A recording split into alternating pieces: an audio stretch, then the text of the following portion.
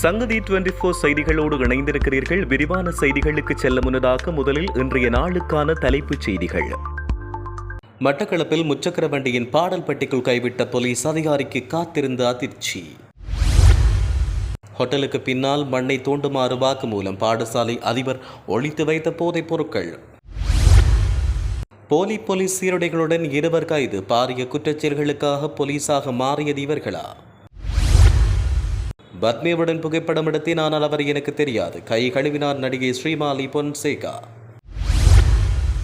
நாட்டை உலுக்கிய தெதிரோயா 5 உயிரிழப்பு. இறுதி நிமிடத்தில் தப்பி வந்த சிறுவனின் பதற வைக்கும் வாக்குமூலம். பாடசாலை மாணவர்களுக்கு மகிழ்ச்சி செய்தி. பாடசாலைக்கு நாளை முதல் விடுமுறை. பெண்ணால் ஏற்பட்ட சர்ச்சை. செல்வம் அடைக்கலநாதரின் தலைமை பதவிக்கு நெருக்கடி. கசிந்த குரல் பதிவால் பெரும் சிக்கல். முல்லைத்தீவில் மாணவர்களை பயன்படுத்தி பல மாணவிகள் துஷ்பிரயோகம். ஆசிரியர் பணி இடைநீக்கம். முடிவுக்கு வந்தது மாணவி வித்யாவின் படுகொலை விசாரணை. மேன்முறையீட்டு மனுக்கள் நிறைவு. விரைவில் தீர்ப்பு. விடுதலை புலிகளின் ஆயுதங்களை தேடி இரட்டை வாய்க்கால் பகுதியில் தேடுதல் நடவடிக்கை. வழமையைப் போல வெறும் கையுடன் திரும்பிய அதிகாரிகள்.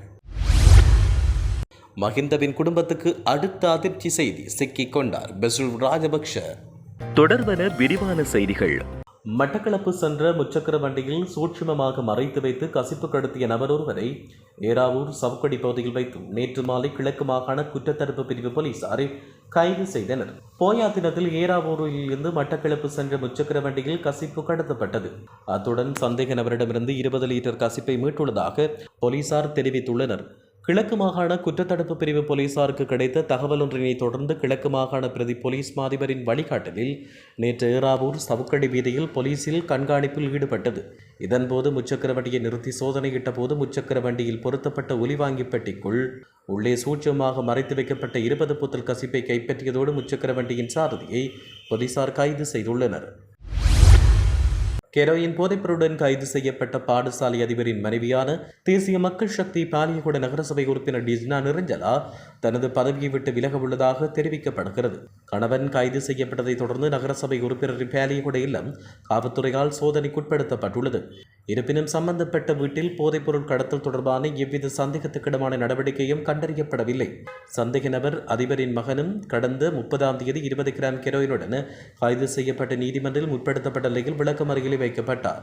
பின்னர் அனுராதபுரம் குற்றப்புலனாய்வு பிரிவால் கைது செய்யப்பட்ட அதிபரிடம் நடத்தப்பட்ட விசாரணையில் கைது செய்யப்பட்ட அதிபரின் மருமகனான சசி துபாயில் இருந்து அவருக்கு போதைப் பொருட்களை அனுப்பியமை தெரிய வந்துள்ளது.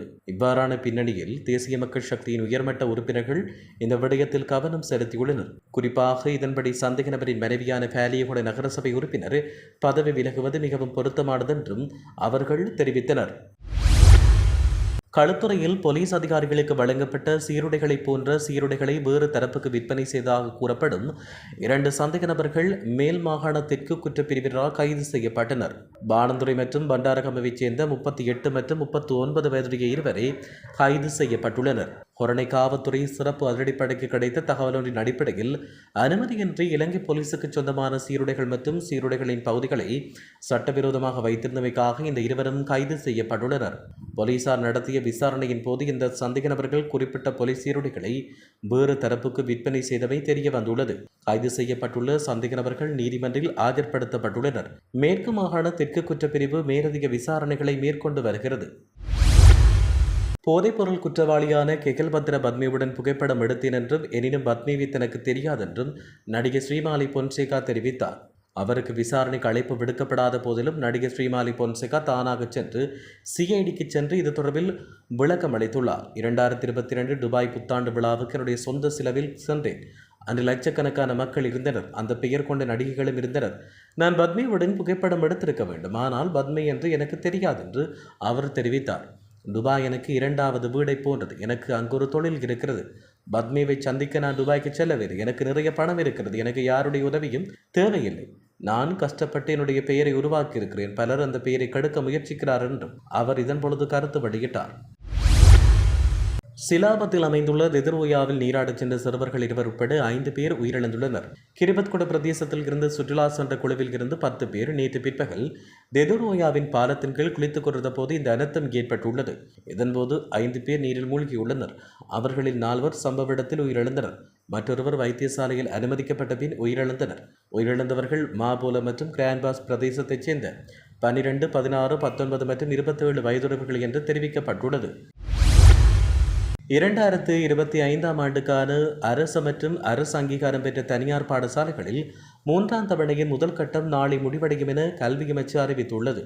அதற்கமைய சிங்கள மற்றும் தமிழ் பாடசாலைகளின் 2ஆம் கட்டம் 8/12/2025 தொடங்க திட்டமிடப்பட்டுள்ளது. மேலும் முஸ்லிம் பாடசாலைகளுக்கான 3ஆம் தவணையின் 2ஆம் கட்டம் 24/11/2025 திங்கள் தொடங்க திட்டமிடப்பட்டுள்ளது. உயர்தர பரீட்சையை முன்னிட்டு 7ஆம் தேதியுடன் நாடளாவிய ரீதியில் உள்ள சகல பாடசாலைகளுக்கும் விடுமுறை வழங்கப்பட்டுள்ளது.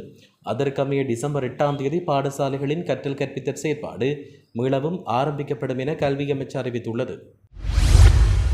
பெண்ணொருவர் தொடர்பில் சமூக வலைதளங்களில் கசிந்த செல்வம் அடைக்கலநாதனின் உரையாடலை தொடர்ந்து தமிழீழ விடுதலை இயக்கத்தின் தலைமை பதவியில் அவர் தொடர்வதற்கு கட்சியின் உறுப்பினர்கள் கடும் எதிர்ப்பு தெரிவித்துள்ளனர். கட்சியின் முக்கியஸ்தர்களில் பெரும்பாலானவர்கள் செல்வம் அடைக்கலநாதன் தாமாகவே முன்வந்து தலைமை பதவியிலிருந்து விலக வேண்டும் என்று தெரிவித்தனர். இந்நிலையில் செல்வம் அடைக்கலநாதனின் தலைமை பதவிக்கு நெருக்கடி ஏற்பட்டுள்ளது. சம்பவம் தொடர்பில் தெரிய வருகையில் டெலோவின் தலைவரும் நாடாளுமன்ற உறுப்பினருமான செல்வம் அடைக்கலநாதன் பெண்ணொருவர் தொடர்பில் மற்றொருவரிடம் பேசும் குரல் பதிவுகள் கடந்த சில நாட்களாக சமூக ஊடகங்களில் பரவி வருகிறது. அந்த குரல் பதிவு வெளியானதை அடுத்து டெலோ கட்சிக்குள் கடும் குழப்பம் ஏற்பட்டுள்ளதாக தெரிவிக்கப்படுகிறது. இதையடுத்து கட்சியின் தலைமை பதவியிலிருந்து செல்வம் அடைக்கலநாதன் விலக வேண்டும் என பல தரப்பினரும் வலியுறுத்த ஆரம்பித்துள்ளனர். முல்லைத்தீவு மாவட்டத்தில் உள்ள பாடசாலை ஒன்றில் கற்பிக்கும் ஆசிரியர் மற்றும் மாணவர்கள் இணைந்து பல பாடசாலை மாணவிகளை பாலியல் ரீதியாக துன்புறுத்தியுள்ளதோடு பாலியல் சட்டை புரிந்து பாலியல் துஷ்பிரயோகத்திலும் ஈடுபட்டுள்ளனர்.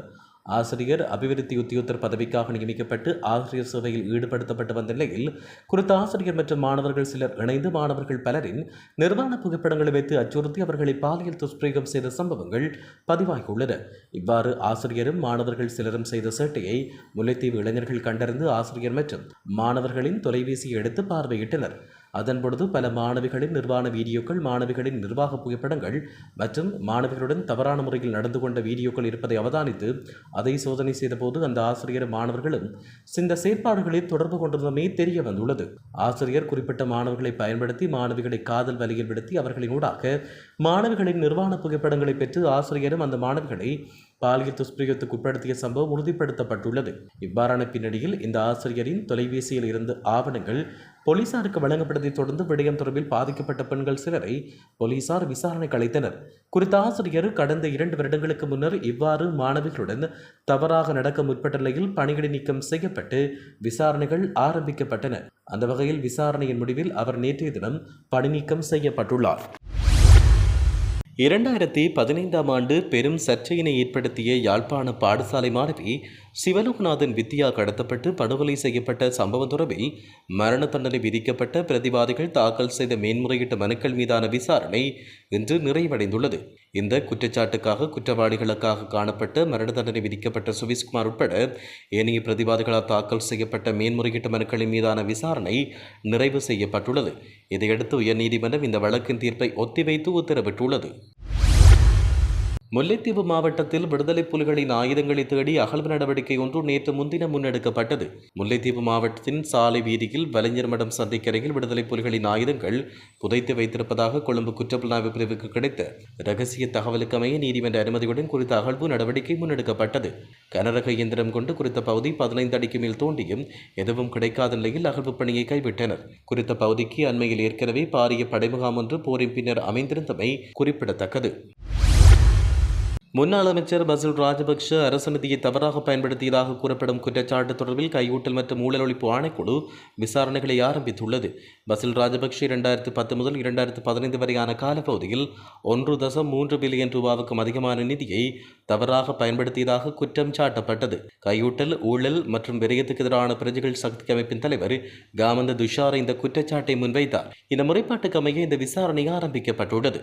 அதன்படி 2010 ஜூன் முதல் 2014 நவம்பர் மாத காலப்பகுதியில் பசில் உள்நாட்டு பயணங்களுக்காக வான்படை வானூர்திகளை பயன்படுத்தியதாகவும் மக நெகும திட்டத்தில் இருந்து சுமார் 16 கோடி செலவழித்ததாக தெரிவிக்கப்படுகிறது. அத்துடன் பாதுகாப்புக்காக பயன்படுத்தப்பட்ட 3 சொகுசு வாகனங்கள் உட்பட ஜனாதிபதி செயலகத்துக்கு சொந்தமான 14 வாகனங்கள் மற்றும் 11 ஏனைய வாகனங்களை பயன்படுத்தியது மூலம் அரசுக்கு 61 கோடி ரூபாவுக்கும் அதிக நஷ்டம் ஏற்பட்டதாக முறைப்பாட்டில் தெரிவிக்கப்பட்டுள்ளது. இத்துடன் செய்திகள் யாவும் நிறைவு பெறுகின்றன. மேலதிக செய்திகளுக்காக சங்கதி 24.com உடன் இணைந்திருங்கள். வணக்கம்.